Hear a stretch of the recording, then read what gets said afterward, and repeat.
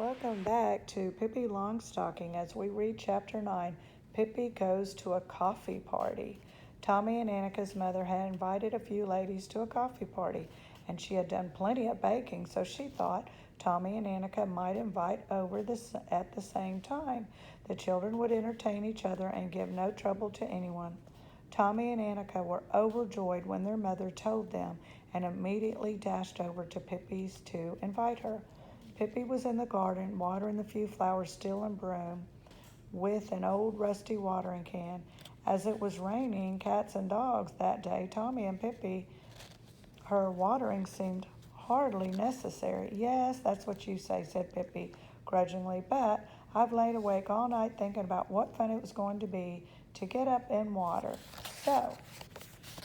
And I'm not going to let this little rain stand in my way. So now Annika came forth with the delightful news about the coffee party. A coffee party, me? Cried Pippi, and she was so excited that she began to water Tommy instead of the rose bush she intended to sprinkle. Oh, what will happen? Oh, I'm so nervous. What if I can't behave myself? Of course you can, said Annika. Don't be too certain about that, said Pippi. You can be sure I'll try, but I've noticed several times that people don't think I know how to behave, even when I'm trying as hard as I can. At sea, we were never so fussy about things like that, but I promise I'll take several pains today, so you won't have to be ashamed of me. Good, said Tommy, and he and Annika hurried home again in the rain. This afternoon at 3 o'clock, don't forget, cried Annika, peeking out from under the umbrella. At 3 o'clock, a very stylish young lady walked up to the steps of the Settergren's house. It was Pippi Longstocking. For this special occasion,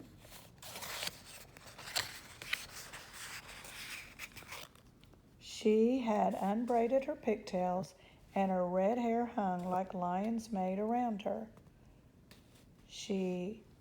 With a red crayon, she painted her mouth fiery red. She had blackened her eyebrows so that she looked almost dangerous. With the crayon, she had also painted her fingernails, and she had put big green rosettes on her shoes. I should imagine I'll be the most stylish person of all at this party, she said contentedly to herself as she rang the doorbell. In the Shettergrins' living room sat three fine ladies, and with them Tommy, Annika, and their mother. A wonderful coffee table had been spread, and in the fireplace a fire was burning brightly. The ladies were talking quietly with one another, and Tommy and Annika were sitting on the sofa looking at the album. Everything was so peaceful. Suddenly the peace was shattered. Attention! A piercing cry came from the hall, and the next minute Pippi Longstocking stood in the doorway. She had cried out so loudly and so unexpectedly that the ladies had jumped in their seats. Forward march, came the next command, and here she is in the doorway. And Pippi, with measured steps, walked up to Miss Settergren. Halt! She stopped. Arms forward. 1, 2, she cried, and both hands gripped one of Miss Shettergren's and shook it heartily. Knees bent, she shrieked, and curtsied prettily. Then she smiled at Mrs. Shettergren and said in her ordinary voice, You see, I am really very shy, so if I didn't give myself some commands, I'd just stand in the hall and not dare to come in. Then she rushed up to the other ladies and kissed them on the cheek. Charming, charming, upon my honor, said she, for she had once heard a stylish gentleman say that to a lady. Then she sat down in the best chair she could find. Mrs. Shettergren had intended the children to have their party up in Tommy and Annika's room, but Pippi stayed calmly in her chair, slapped herself on the knee, and said, looking at the coffee table, That certainly looks good. When do we begin? At that moment, Ella, the maid, came in with the coffee pot, and Mrs. Shettergren said, "Please come and have some coffee." "First," cried Pippi, and was up by the table in 2 skips. She heaped as many cakes as she could onto her plate, threw 5 lumps of sugar into a coffee cup, emptied half the cream pitcher into her cup, and back in her chair with her lute, even before the ladies had reached the table. Pippi stretched her legs out in front of her and placed the plate of cakes between her toes. Then she merely dunked cakes in her coffee cup and stuffed so many in her mouth all at once as she couldn't have uttered a word no matter how hard she tried. In the twinkling of an eye, she had finished all the cakes on the plate. She got up, struck the plate as if it were a tambourine, and went up to the table to see if there were any cakes left. The ladies looked disapprovingly at her, but that didn't bother her. Chatting gaily, she walked around the table, snatching a cake here and there. "It certainly was nice of you to invite me," she said. "I've never been to a coffee party before." On the table stood a large cream pie, decorated in the center with a piece of red candy. Pippi stood with her hands behind her back and looked at it. Suddenly she bent down and snatched the candy with her teeth. But she dived down a little too hastily, and when she came up again, her whole face was covered with whipped cream. "Goody," laughed Pippi. "Now we could play blind man's buff, for we've certainly got a blind man all made to order. I can't see a thing." She stuck out her tongue and licked away the cream. "This was indeed a dreadful accident," she said, "and the pie is all ruined now anyway, so I might as well eat it all up at once." She dug into it with the pie server, and in a few moments the whole pie had disappeared. Pippi patted her stomach contentedly. Miss Shettergren had gone out into the kitchen, so she knew nothing about the accident to the cream pie, but the other ladies looked very sternly at Pippi. No doubt they would have liked a little pie too. Pippi noticed that they were disappointed and decided to cheer them up. "Now you mustn't feel bad about such a little accident," she said comfortably. "The main thing is that we have our health, and at a coffee party you should have fun." So she then picked up a sugar bowl and tipped over the lump of sugar in it out on the floor. "Well, my goodness," she cried. "Now look what I've done. How could I have made such a mistake? I thought this was the granulated sugar. Bad luck seems to follow me today." Thereupon she took a sugar spoon out of another bowl and began to sprinkle granulated sugar all over the floor. "I hope you notice," she said, "that this is the kind of sugar you sprinkle on things. So it's perfectly all right for me to do this, because why should there be the kind of sugar to sprinkle on things if somebody doesn't go and sprinkle it? That's what I'd like to know. Have you ever noticed what fun it is to walk on the floor that has sugar sprinkled all over it?" she asked the ladies. "Of course, it's even more fun when you're barefoot," she added as she pulled her shoes off her shoes and stockings. "You ought to try it too, because nothing's more fun, believe me." At that moment, Mrs. Shettergren came up, and when she saw the sugar all over the floor, she took Pippi firmly by the arm and led her to the sofa to Tommy and Annika. Then she went over to the ladies and invited them to have more coffee. That the cream pie had disappeared only made her happy, because she thought the ladies She thought the ladies had liked it so much that they eaten it all. Pippi, Tommy, and Annika sat quietly, talking quietly on the sofa. The fire crackled on the hearth. The ladies drank their coffee, and all was quiet and peaceful again. And so often happens at coffee parties, the ladies begin to talk about their servant problems. Apparently, they had not been able to get very good servants, for they were not at all satisfied with them, and they agreed it was really better not to have any servants at all. It was much more satisfactory to do things yourself, because then you at least knew that things were done right. Pippi sat on the sofa listening, and after the ladies had been talking a while, she said, "Once my grandmother had a servant named, I can't see it, Melon.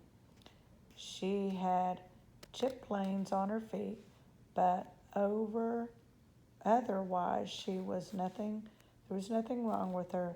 The only annoying thing was that as soon as company came, she would rush at them and bite their legs and bark. Oh, how she would bark! You could hear it all through the neighborhood, but it was only because she was playful. Only, of course, strangers didn't always understand that. The dean's wife, an elderly woman, came to see grandmother once soon after Malin first came, and when Malin came dashing at her and bit her in the ankle, the dean's wife screamed so loudly that it scared Malin, so that her teeth clamped together and she couldn't get them apart. There she sat, stuck to the dean's wife's ankle until Friday, and grandmother had to peel the potatoes herself. But at least it was well done. She peeled so well that when she was done, there were no potatoes left, only peelings. But after that Friday, the dean's wife never came to call on my grandmother again. She just never could take a joke. And poor Malin, who was always so good-natured and happy, though for the matter she was a little touchy at times, there's no denying that. Once when my grandmother poked a fork in her ear, she howled all day. Pippi looked around and smiled pleasantly. "Yes, that was Malin for you," she said, and twiddled her thumbs. The ladies acted as if they heard nothing. They continued to talk.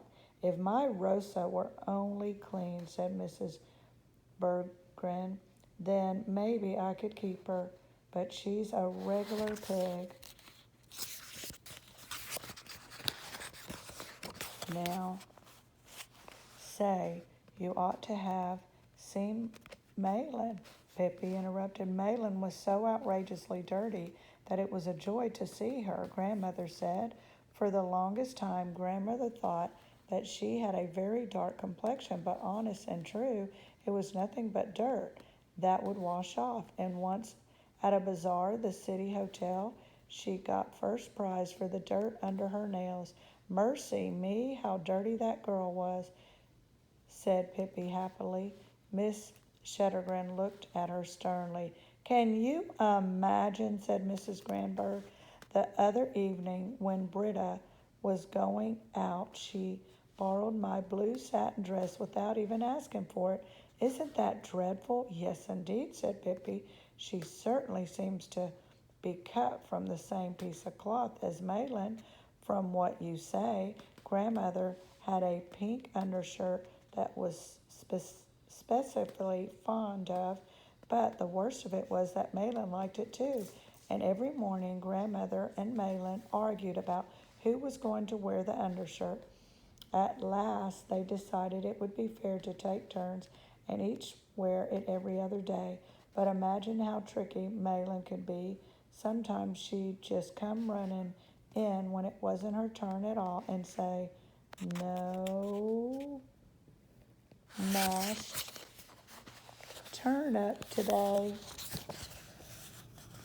if I can't wear the pink woolen undershirt.' Well, what was grandmother to do? Mashed turnip was her favorite dish. There was nothing for it but to give Malin the shirt. As soon as Malin got the shirt, she went out into the kitchen as nice as could be and began to mash turnip so that it spattered all over the walls.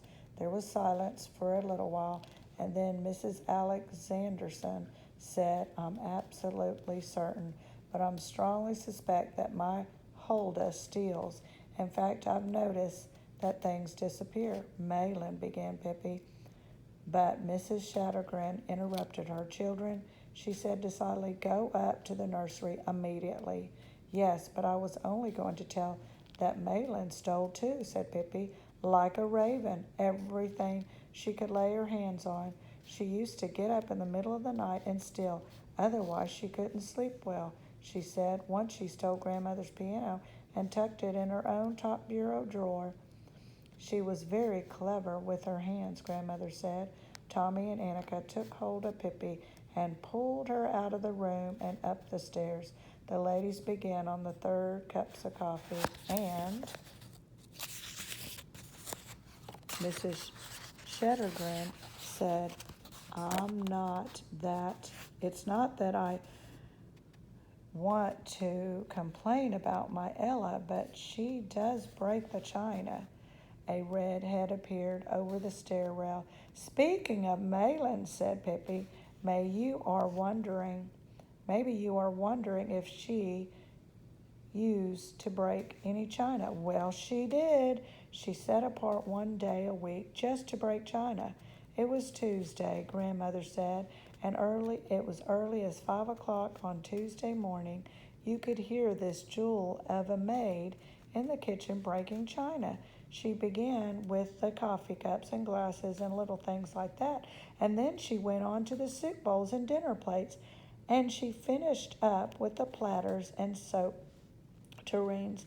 There was such a crash bang in the kitchen all morning that it was a joy to hear it, Grandmother said, and if Malin had any spare time late in the afternoon, she would go into the drawing room with a little hammer and knock down the antique East Indian plates that were hanging on the walls.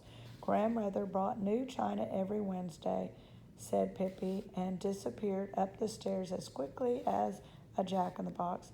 But now Settergreen's patience had come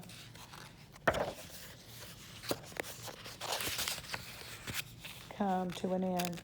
She ran up the stairs into the nursery and up to Pippi, who just began to teach Tommy to stand on his head. "You must never come here again," said Miss Shattergreen, "if you can't behave any better than this." Pippi looked at her in astonishment, and her eyes slowly filled with tears. "That's just what I was afraid of," she said, "that I couldn't behave properly. It's no use to try. I'll never learn. I should have stayed on the ocean." She curtsied to Mrs. Shattergrin, said goodbye to Tommy and Annika, and went slowly down the stairs. The ladies were now getting ready to go home, too.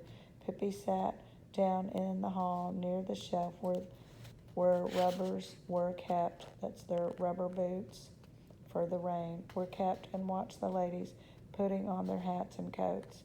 "Too bad you don't like your maid," she said. "You should have one like Malin.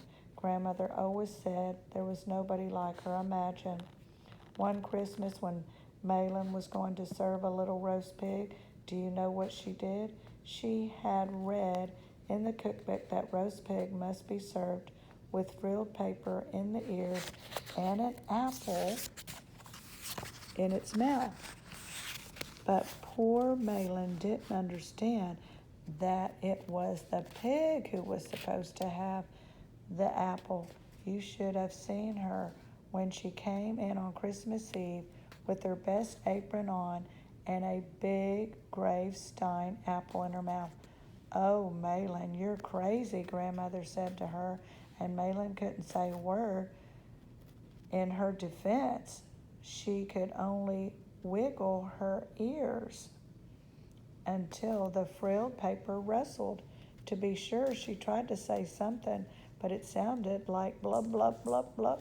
And of course she couldn't bite people in the leg, as she usually did, and it would be a day when there was a lot of company. Poor little Malin. It wasn't a very happy Christmas Eve for her, said Pippi sadly. The ladies were now dressed and said at last goodbye to Miss Shettergren, and Pippi ran up to her and whispered, "Forgive me because I couldn't behave myself. Goodbye."